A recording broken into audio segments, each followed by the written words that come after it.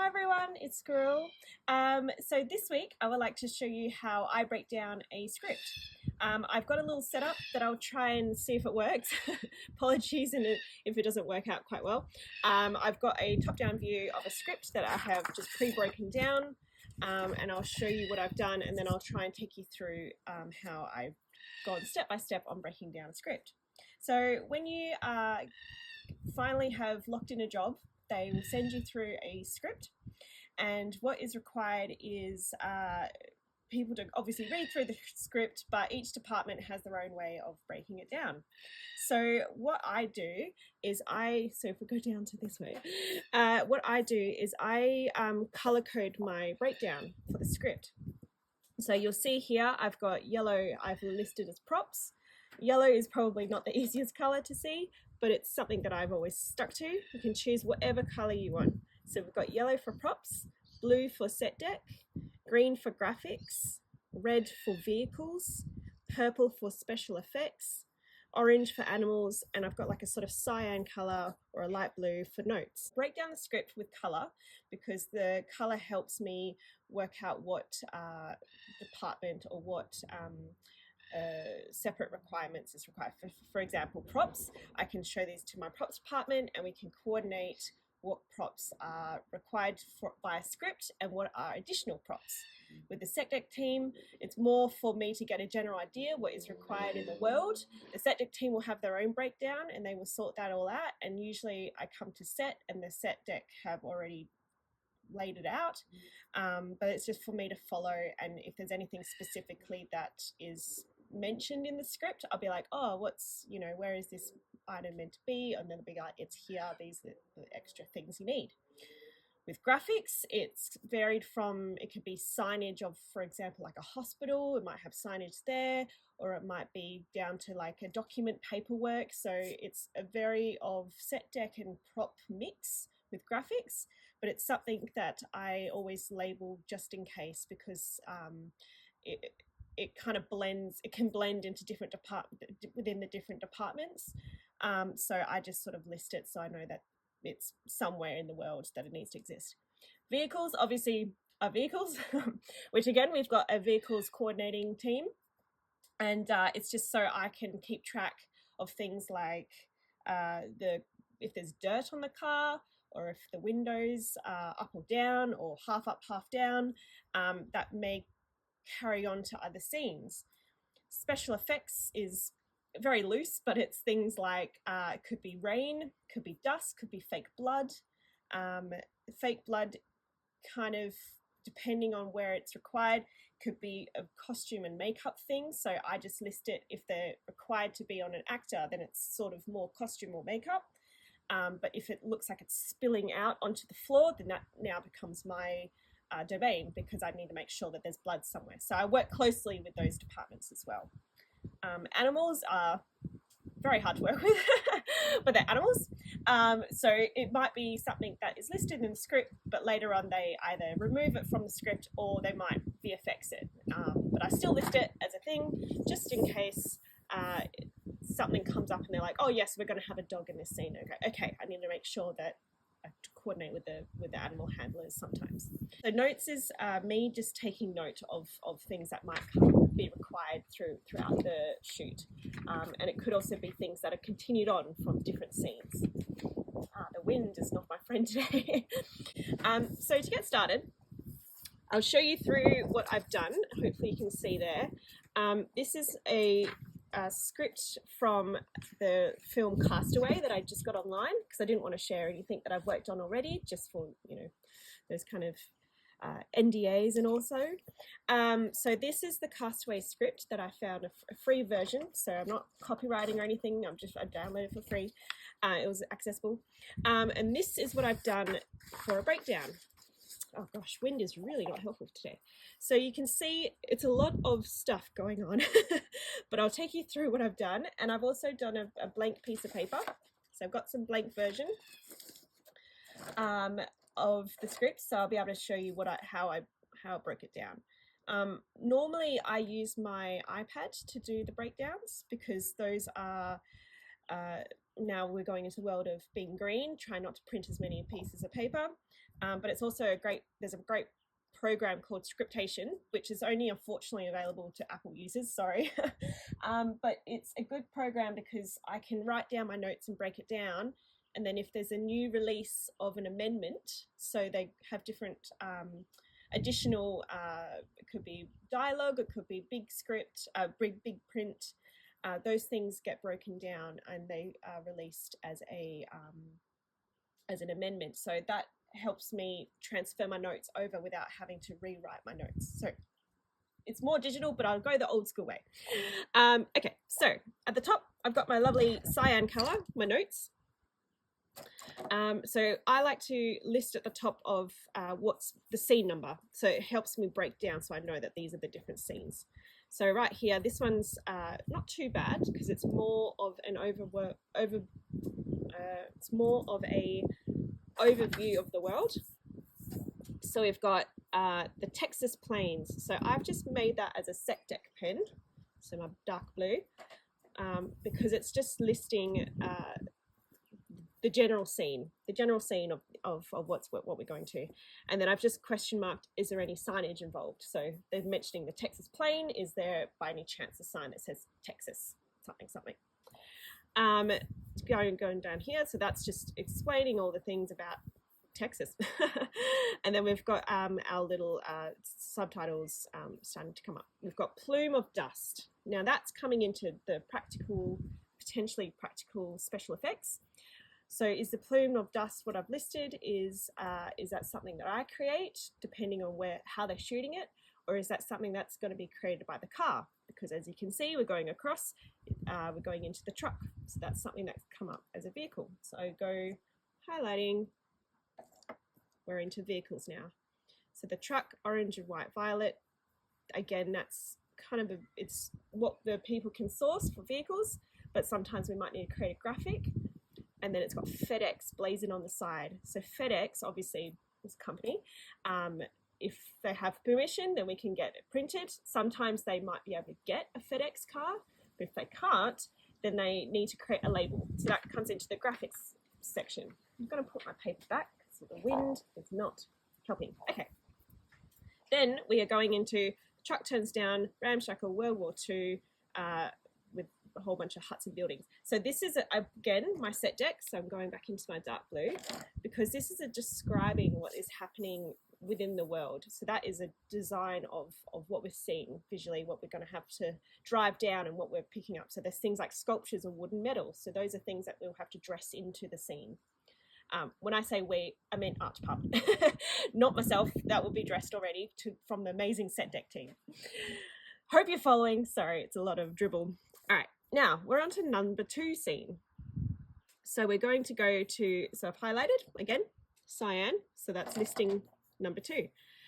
Woman's action, I've listed the door. So the door is opened by a woman. I've listed this as an action. That is my notes. So I've got this color for notes. Something that the woman will have to do is opening the door. So I've listed that as something that will be happening during the scene. Opened by a woman. So what I like to do is I get my lovely yellow. Again, I'm sorry that it's a yellow. Yellow is not the easiest thing to see. The character, so what I like to do is I like to highlight what characters come into the scene. So I know, okay, there's a person here, especially if there's a specific character that carries across.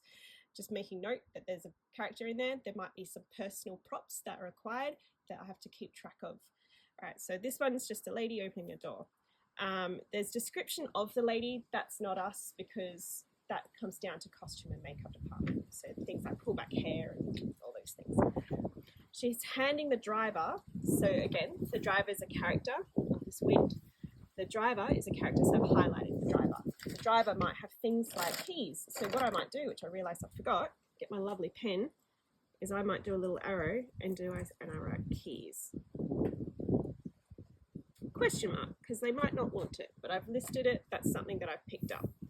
Hands over a FedEx box. So again, this is a hero prop, so I've listed it, a hero prop.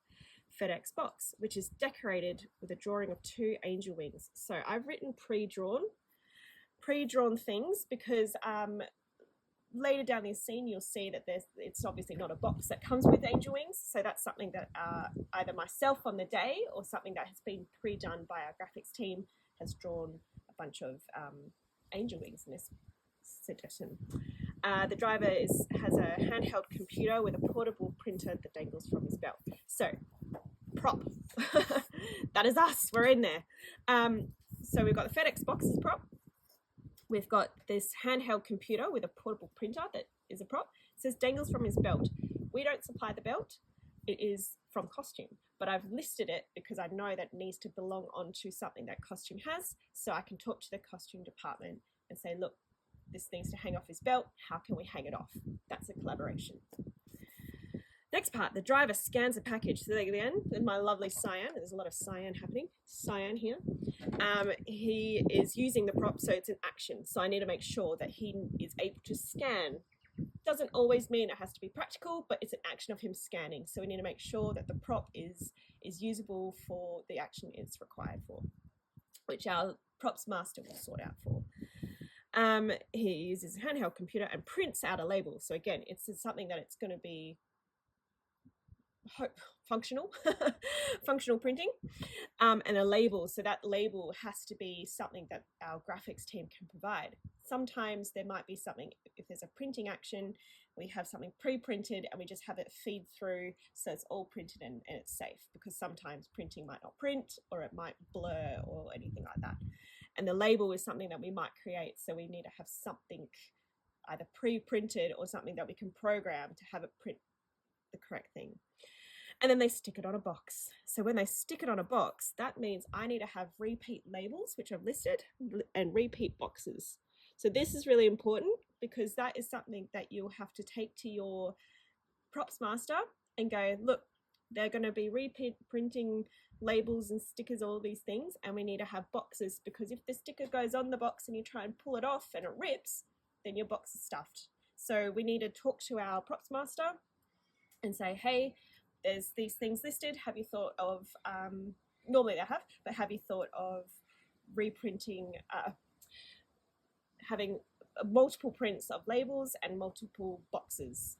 And these boxes have to have the graphic of the pre-drawn angel wings on it. So those kind of things. Next part is she pulls back the box and she's wanting to redraw some things on the wings. So what is she drawing with? That's what I've listed. What is she drawing with? So is she got a Sharpie? Has she got a pen? Has she got a pencil?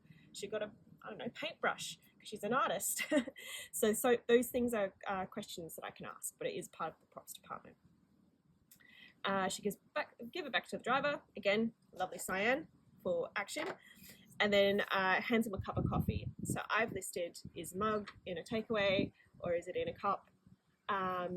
Because those things might be very important. If it's in a mug, you'll see the liquid. If it's in a takeaway cup, you can get away with probably just having water, which most casts prefer to have water.